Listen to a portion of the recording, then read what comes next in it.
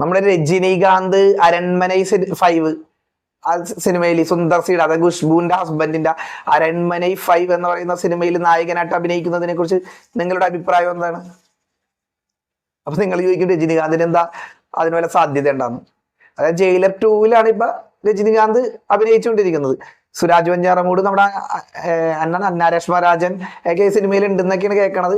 Shooting ഒക്കെ ഏകദേശം കഴിയാറായി. അത് കഴിഞ്ഞിട്ട് ഏതായാലും സൈമ അവാർഡിൽ വെച്ചിട്ട് കമലഹാസനും രജനീകാന്തും ഒന്നിക്കുന്ന സിനിമ ആയിരിക്കുമല്ലോ അടുത്തതെന്നും പറഞ്ഞിട്ടും കമലഹാസൻ പ്രഖ്യാപിച്ചിരുന്നു. അപ്പൊ രജനീകാന്ത് വന്ന് പത്രക്കാരോട് പറഞ്ഞു അങ്ങനെ ഒരു സിനിമയുണ്ട്, ലോകേഷ് കനകരാജ് ആയിരിക്കും അതിന്റെ ഡയറക്ടർ എന്ന് ആൾക്കാർ ഊഹിച്ചിരുന്നു. പക്ഷെ ഡയറക്ടറും മറ്റുള്ള കഥ ഒന്നും ഫിക്സ് ആയിട്ടില്ല എന്ന് രജനീകാന്ത് കഴിഞ്ഞ ദിവസം പത്രക്കാരോട് പറഞ്ഞിരുന്നു. ഈ ലോകേഷിനെ കൂലി എന്ന സിനിമ പ്രതീക്ഷ വിജയം എത്താത്തതിലോണ്ട് മാറ്റിയണാന്ന് എനിക്കറിയില്ല. അപ്പൊ ഏതായാലും ഒഫീഷ്യൽ റിപ്പോർട്ടുകൾ പ്രകാരം സുന്ദർ സി സംവിധാനം ചെയ്യുന്ന സിനിമയിലേക്കാണ് നമ്മുടെ സ്റ്റൈൽ മന്നൻ രജനീകാന്ത് അടുത്തതായിട്ട് അഭിനയിക്കാൻ പോകുന്നത് എന്നാണ് സിനിമാ ലോകത്തെ വിശേഷങ്ങൾ, അതായത് സൂചിപ്പിക്കുന്ന വൃത്തങ്ങൾ.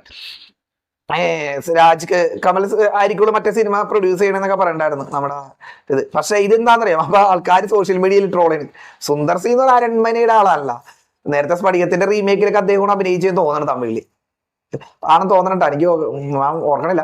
അപ്പൊ സുന്ദർ സി സംവിധാനം ചെയ്യുന്ന അടുത്ത സിനിമയിലായിരിക്കും രജനീകാന്ത് അഭിനയിക്കാൻ പോകുന്നതായിട്ട് ഇതൊക്കെ ഏകദേശം ഒഫീഷ്യലി കൺഫേം ആയി.